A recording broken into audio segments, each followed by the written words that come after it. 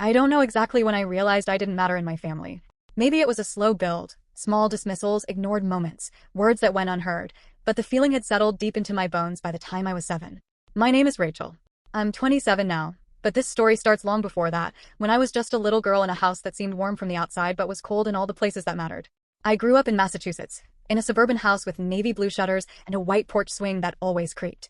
It looked picture perfect, but inside, the world revolved around my older brother Ethan. He was 3 years older than me and seemed to walk on water, at least in my parents' eyes. If Ethan aced a math test, there was a celebration. If I did, it was expected. If Ethan messed up, there were excuses. If I did, there was disappointment. He wasn't always cruel. At least, not at first. I remember a few scattered memories from when I was 4 or 5, him showing me how to tie my shoes, pushing me gently on the swing in our backyard. But those faded fast, and what came next replaced them entirely. When I was 8, I fell off a low balance beam during PE and fractured my left leg. Clean break, the doctors said, nothing too serious. But the cast, the crutches, the temporary helplessness, it made me feel small and exposed in a way I didn't understand. I didn't know it would also make me a target. Ethan had always had a cruel streak, but that year, something shifted. He'd tap the crutches out from under me when no one was looking, laugh when I fell, then run and pretend he was joking. He called me Cripple Kid for months. Our parents, they'd smile tiredly and say, boys will be boys, or he's just teasing Rachel. Don't be so sensitive. One time he locked me in the downstairs bathroom for almost an hour. I screamed until my throat was raw. When my mom finally came home and let me out, Ethan had already come up with a story. He said I was playing hide and seek and forgot to tell anyone. She believed him. She always believed him. I stopped talking as much. Not to them anyway. What was the point? My dad worked long hours, came home late, and spent weekends in his workshop or glued to sports. He'd ruffle Ethan's hair and ask about baseball, ask how school was going. I don't remember him asking me anything, not really. My mom was home more, but emotionally she was absent. She was always fussing over Ethan, his soccer games, his homework, his scraped knees. Meanwhile, I was often told to wait, to be quiet, to let Ethan have his space. There was a moment I'll never forget. I was 9, still healing from another minor injury. I'd sprained my ankle running in the schoolyard. I was curled up on the couch with an ice pack when Ethan came in with his friends. I tried to move, but my ankle throbbed. He told me I was in the way and called me Gimp. His friends laughed. My mom walked in, saw the scene, and told me to stop making a scene when I started to cry. Every birthday was another reminder of who mattered. Ethan got big parties, banners, all his friends over, elaborate cakes. For my 10th birthday, they forgot to buy candles. I remember because I sat at the table, waiting while my mom rummaged through drawers and finally said, "You'll be fine without them, Rachel." I told myself to stop wanting things. That seemed safer. In middle school, things got worse. Ethan had always been popular, athletic, charismatic, the kind of kid teachers praised. I was quiet. I liked books and drawing. I got good grades, but no one cared. Ethan started dating. My parents made jokes about his little heartbreaker phase. I started wearing oversized sweatshirts and avoiding mirrors. Once, when I was 13, I made the mistake of saying I wanted to try out for the school play. I'd practiced for weeks, alone in my room. When I told my parents at dinner, Ethan laughed so hard he choked on his drink. "You? On stage," he said between coughs. "You'll trip over your own feet." My mom laughed too. Not maliciously, more like she didn't even think twice. That night, I didn't go to the audition. I started hiding pieces of myself after that. I learned to shrink, to speak in soft tones, to keep my face neutral. I journaled a lot. That was the only place I could put my real thoughts. I filled notebook after notebook with entries I never wanted anyone to see. Sometimes I'd write fake letters to myself from imaginary parents, ones who saw me, who were proud of me, who asked how my day was. One day, I came home from school and found Ethan reading one of them out loud to his friends. He'd found it in my nightstand. They howled with laughter. I remember lunging at him, screaming, grabbing at the notebook. He held it above his head while I jumped for it, my face burning. My mom came in and saw the chaos. She told me I was being hysterical. "He's just teasing Rachel," she said. "God, grow up." When I was 15, I stopped calling her mom. Not out loud. Just in my head. She became her. My leg fully healed years ago, but something deeper never did. I still limp slightly when I'm tired or when it's cold, and Ethan used to mimic it behind my back at family dinners. Everyone laughed. I didn't. But then again, I never did. I had one friend in high school, Maya. She was loud, bright, and brave in all the ways I wasn't. She stood up for me once, when Ethan shoved my tray off the lunch table in front of everyone. "What the hell is wrong with you?" she shouted at him. He rolled his eyes and walked away, but I was stunned. No one had ever stood up for me before. Maya was a lifeline. She saw what my family didn't, or wouldn't. I spent more and more time at her house. Her parents were loud and chaotic, but they listened when she spoke. Her mom hugged me once, just because she said I looked like I needed it. I cried in their bathroom for 10 minutes afterward. Still, I always had to go home. And home meant walking on eggshells. I became good at avoiding Ethan. I learned to read the sound of his footsteps, the tone of his voice when he was gearing up for something cruel. He once convinced our cousin Lily, who was staying with us for the summer, that I was mentally unstable. Said I'd tried to hurt the family dog. I hadn't. Of course I hadn't. But Lily avoided me for the rest of the visit. I overheard her ask my mom if it was true, and my mom just said, "Rachel's emotional sometimes." That lie stuck. When I was 17, I got accepted into a summer writing program out of state. I was so excited I couldn't sleep. It felt like the first thing that was truly mine. I waited all day to tell them. At dinner, I finally brought it up, beaming. Ethan cut in before I could even finish. Out of state? For writing? Waste of money. You're not even that good. My dad agreed. We're not paying for you to write poems in the woods. I had a partial scholarship. I told them that. My mom just sighed and said, "It's not practical, Rachel." I didn't go. That was the first time I stayed in bed for 3 days straight. Maya brought me soup and sat next to me in silence. She didn't ask questions. She didn't need to. I left for college the minute I turned 18. I didn't even wait for the fall semester. I applied to a January start program at a university 4 hours away and never looked back. But even from afar, the shadows of that house followed me. I don't even remember what the argument was about. Something stupid, like most of them. I think it started when I asked someone to pass the salad. That's all it took. We were at my parents' house for dinner. I was 26 at the time. Ethan was already there, sitting in his usual chair, acting like he owned the place. My mom had made her usual roast chicken, the one Ethan always claimed was his favorite, and I was doing my best to get through another evening of playing the invisible daughter. When I asked for the salad, Ethan said, "What, your leg doesn't work again?" in that smirking voice he'd used since we were kids. I didn't laugh. I never did. But my dad chuckled, my mom smiled thinly, and no one told him to stop. It was the same story, year after year, decade after decade. I tried to change the subject. I turned to my cousin Harper, who was visiting from college, and asked how her exams were going. Before she could answer, Ethan added, "Rachel wouldn't know anything about real pressure. She sits at a desk all day playing email games." That stung. Because it wasn't true. I worked in UX design at a growing tech firm in Boston. I managed a small team. I'd spent the last 8 months leading a project that doubled our clients' customer conversion rate. But nobody at that table knew any of that. They didn't ask. They never did. I looked at my mom, waiting for her to say something to change the topic at least, or maybe remind Ethan I wasn't some child he could bully. But she just said, "He's just teasing." Something snapped in me right then. I stood up. My chair scraped loudly against the hardwood floor. Everyone turned. I was shaking, but my voice came out calm, almost eerily so. "I'm done." "What?" my dad asked, confused. "With all of you," I said. "I'm done being the family punchline. I'm not coming back here. Don't call me. Don't invite me. Just pretend I don't exist, since you've been doing it so well for 27 years. I left without grabbing my coat. I could hear Ethan laughing behind me as I walked out the front door, but I didn't cry. Not that night. Instead, I drove back to my apartment in Cambridge with a kind of manic clarity. I hadn't felt that awake in years. It was like someone lit a fire under me. Something had to change, and for once, I wasn't waiting for anyone else to do it. My apartment was a modest 2-bedroom on the 3rd floor of an old brick building. It was charming but not very accessible. Lots of tight hallways, narrow door frames, and a tub you had to climb into, which was hell on my bad knee. I'd been putting off making upgrades for years because I didn't want to admit I needed them. But screw that. The next morning, I called my landlord, a retired contractor named Ed who lived downstairs and mostly left everyone alone. I asked him if I could make some renovations for accessibility. He paused for a second. "You paying for it yourself?" "Yes." "Then knock yourself out." Within a week, I had a team of specialists, an accessibility consultant named Lily, a contractor named Bryce, and an electrician named Imo. They weren't cheap, but they were thorough. I hired them all after one long weekend of research and interviews. I didn't tell anyone in my family. I didn't want their opinions. I was done asking for permission to live like I mattered. We widened my hallway by removing a non-load-bearing wall. We replaced the bathroom door with a sliding pocket door, lowered my light switches, and installed handrails in the hall and shower. I switched my kitchen layout to include pull-out drawers and a height-adjustable countertop. I added a remote-controlled, motorized curtain system and motion sensor lights for nighttime safety.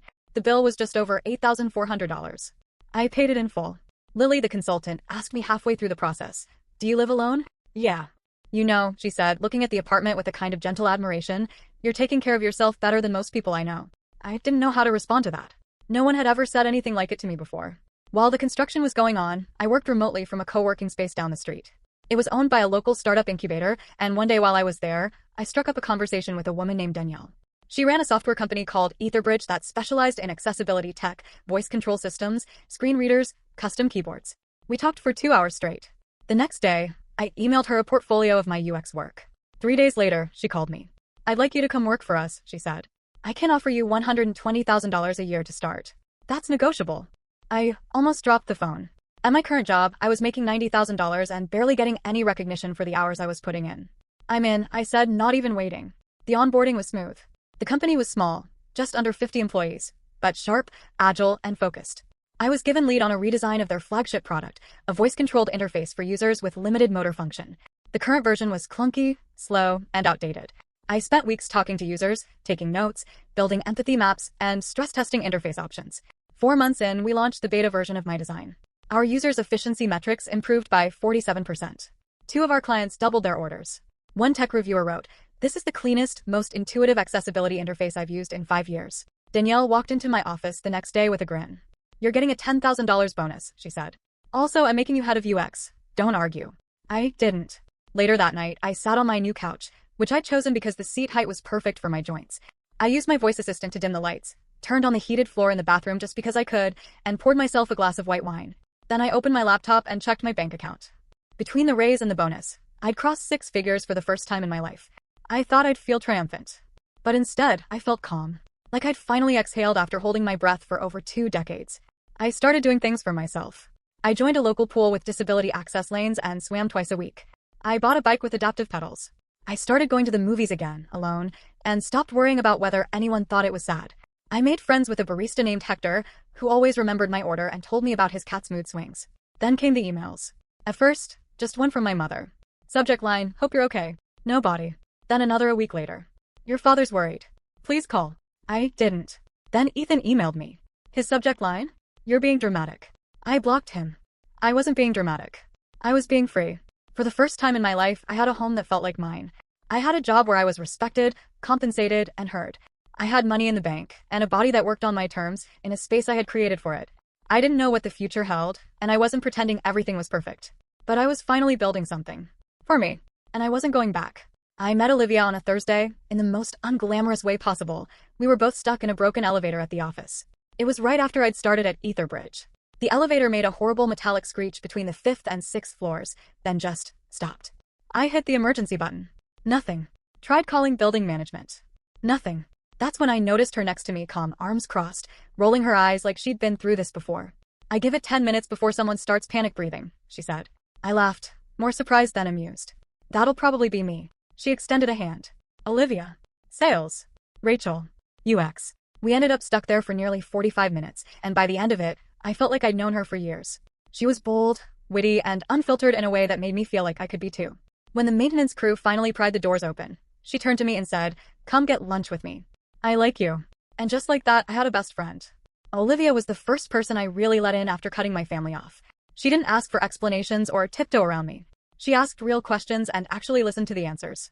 She showed up at my apartment with Thai takeout when I told her I'd had a bad day. She dragged me to a Halloween party where we both went as cursed Disney princesses, me in a glitter-covered wheelchair we'd borrowed from prop storage. I told her about my leg, my family, Ethan, the years of being invisible.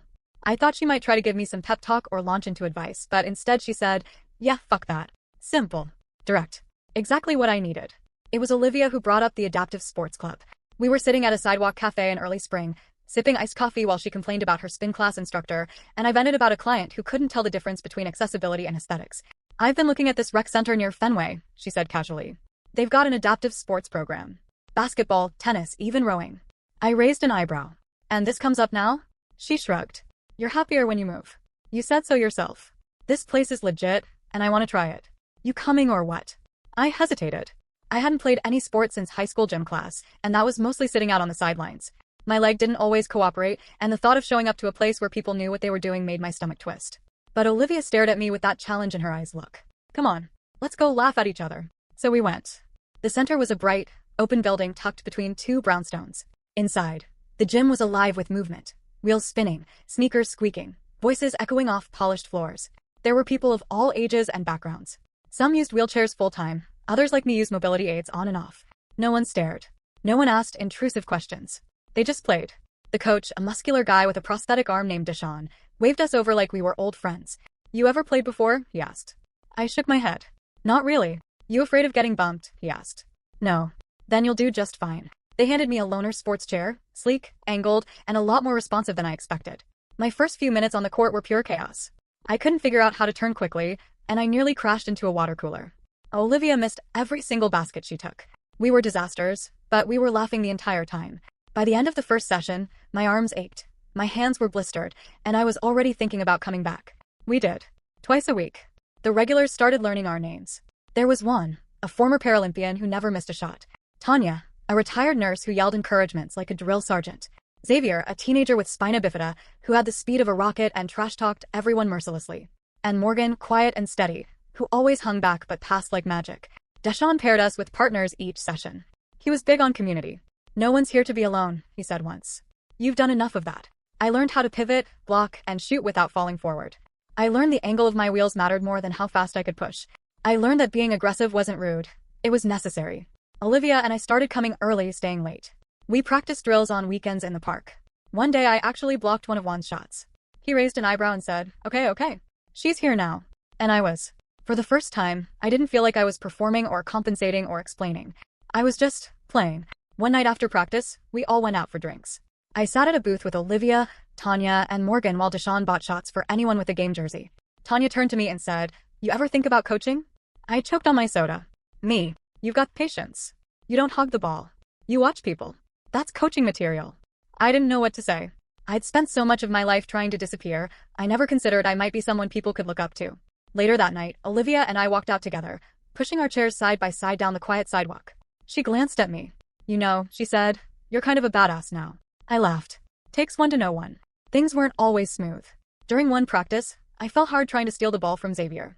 I landed wrong and twisted my knee, the same one I'd injured as a kid. The pain was instant and sharp. I froze. The panic came rushing in, the fear of being hurt again, of being weak, of being humiliated. Deshaun was next to me in a flash. "You good?" I nodded fine, but my hands were shaking. He saw it. "You're not on that floor anymore," he said softly. "You're not that kid. You're right here. We got you." They helped me up.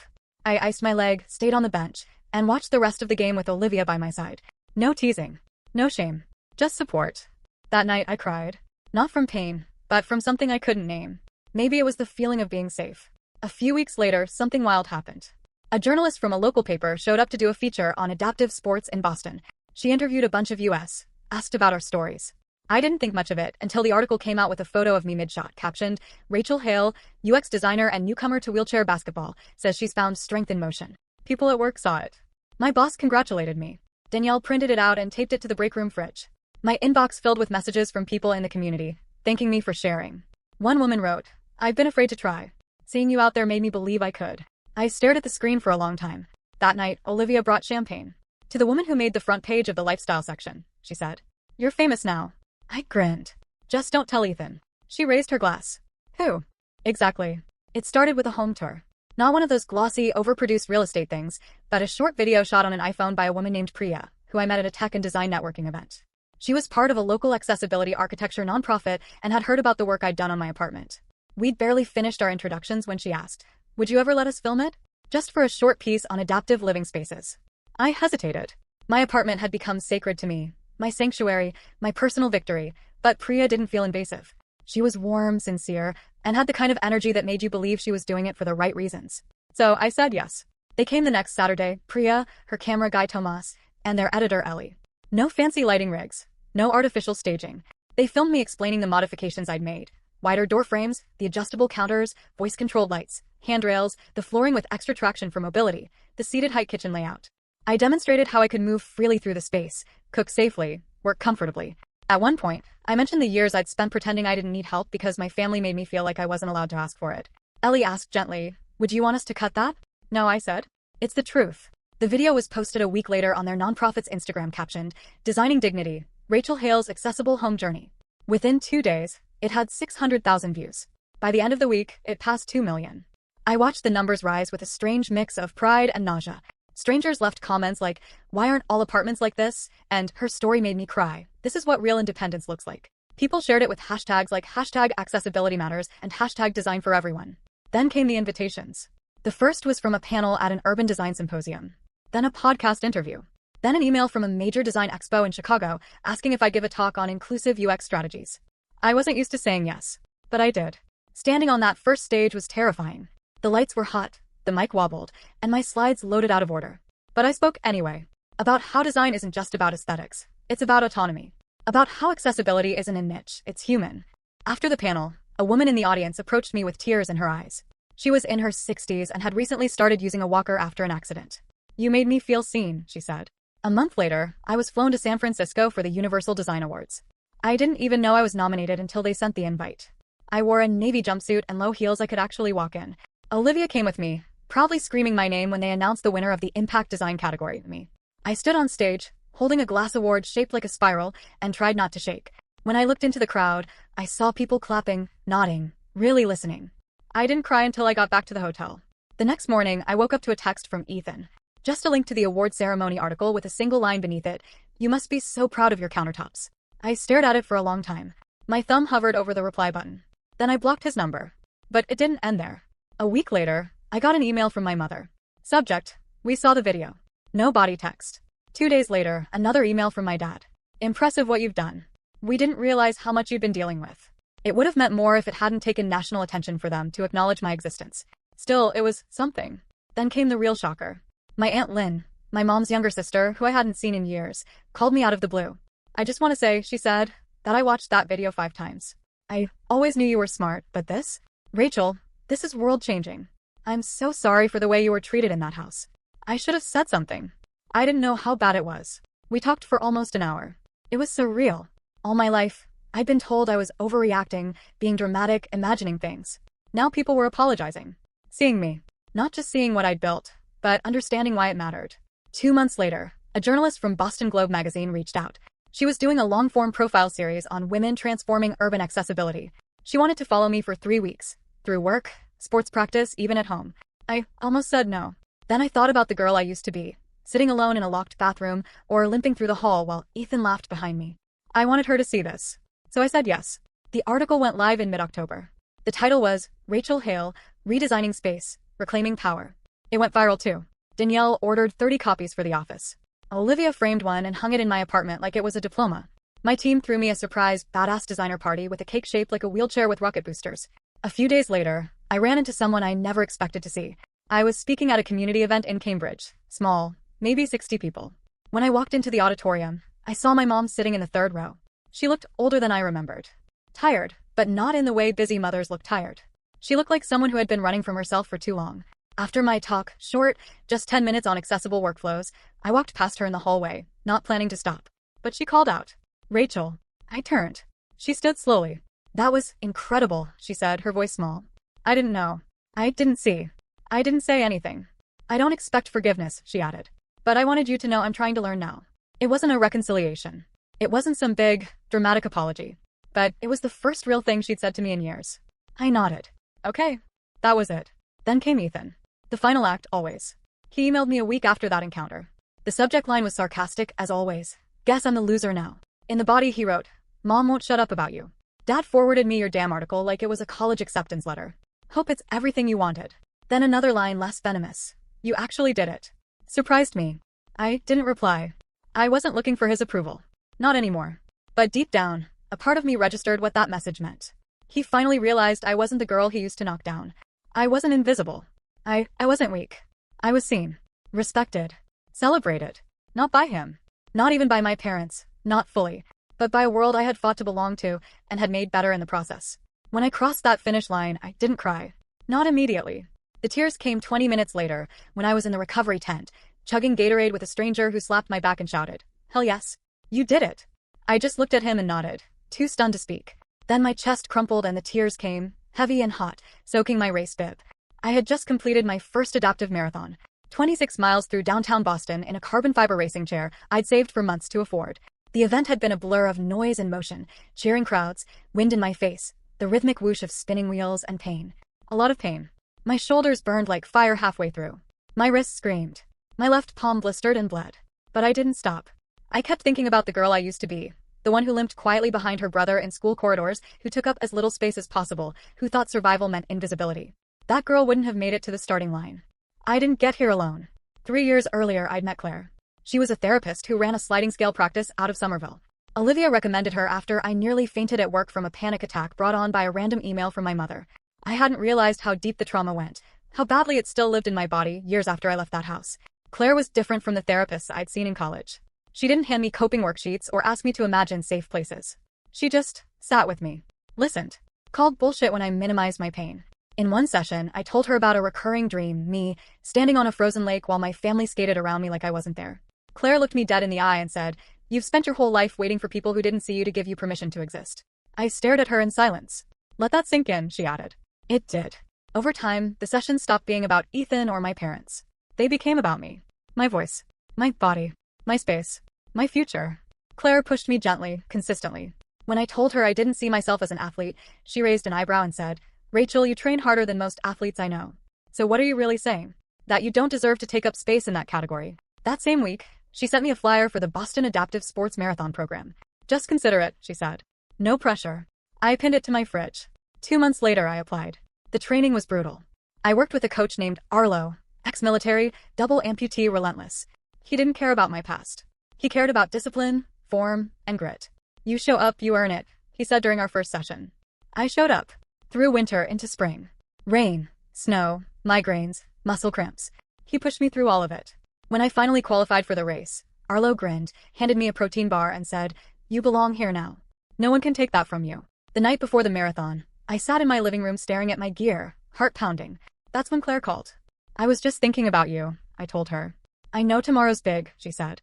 "But I want you to remember something, okay? This race? It's not about proving anything. Not to them. Not to Ethan. Not even to yourself. It's a celebration of the fact that you are alive and free and choosing your path. That's the victory. Not the finish line." She was right. And still, crossing that finish line felt like something seismic. Not because of the medal or the cheers, but because for once, I did something massive, painful, and terrifying, and didn't once think about whether Ethan would mock me for it. I hadn't heard from him in months, and for the first time I hadn't noticed. That was the freedom. But life wasn't done surprising me.